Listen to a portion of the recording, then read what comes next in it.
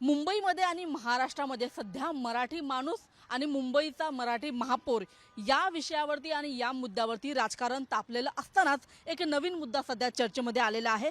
तो म्हणजे बिहारच्या सरकारचा। नितीश कुमार यांच्या सरकारने मुंबईमध्ये आता बिहार भवन बांधण्याचा निर्णय घेतलेला आहे आणि त्याच्यावरून आता राजकारण सुद्धा रंगताना पाहायला मिळते।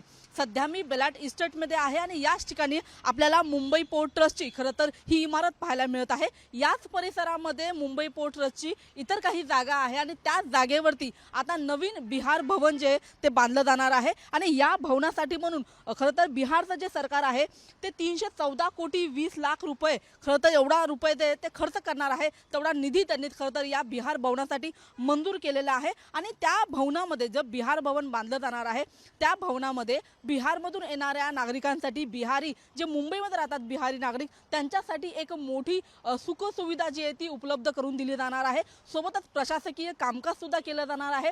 काही प्रशासकीय अधिकाऱ्यांसाठी आणि काही बिहारी नागरिकांसाठी राहण्यासाठी काही खोल्या उपलब्ध करून दिल्या जाणार आहे। जवळपास आपण पाहिलं तर या संपूर्ण इमारत जी आहे ती तब्बल 30 मजली इमारत जी आहे ती बिहार भवनची असणार आहे, जी याच परिसरामध्ये खरं तर उभारली जाणार आहे। आता याच मुद्द्यावरून संजय राऊत यांनी सुद्धा खरं तर आक्षेप नोंदवलेला आहे आणि सत्तेमध्ये असलेले जे शिंदे सेना आहे ते याच्यावरती आवाज का उठवत नाहीये अशा पद्धतीचा सवाल त्यांनी खरं तर उपस्थित केलेला आहे। मात्र या बिहार भवनावरून नेमकं आता पुढच्या काळामध्ये काय राजकारण रंगतं हे पाहणं महत्त्वाचं आहे। एका बाजूला भाजप आणि भाजपचं सरकार सुद्धा खरं तर बिहारमध्ये आहे, मुंबईमध्ये आणि महाराष्ट्रामध्ये सुद्धा हेच सरकार आहे। त्याच्यामुळे आता बिहार भवनासाठी भाजप एका बाजूला आपल्याला पाहायला मिळते समर्थन देताना पाहायला मिळते, तर दुसऱ्या बाजूला आता शिवसेनेने मात्र याच्या विरोधात आवाज उठवायला खरं तर सुरुवात केलेली आहे आणि त्याच्यामुळे येत्या काळामध्ये मराठी माणसाचा जिथे मुद्दा गाजताना पाहायला मिळतोय तिथे आता बिहार भवन जे आहे ते उभारणार आहे आणि या बिहार भवनाला घेऊन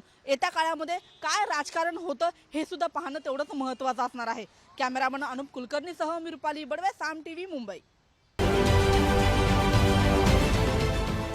देश विदेशातील प्रत्येक घडामोडींचे लाईव्ह अपडेट मिळवण्यासाठी आता साम टीव्हीच्या सर्व सोशल मीडिया प्लॅटफॉर्मला लाईक, फॉलो आणि सबस्क्राईब करा।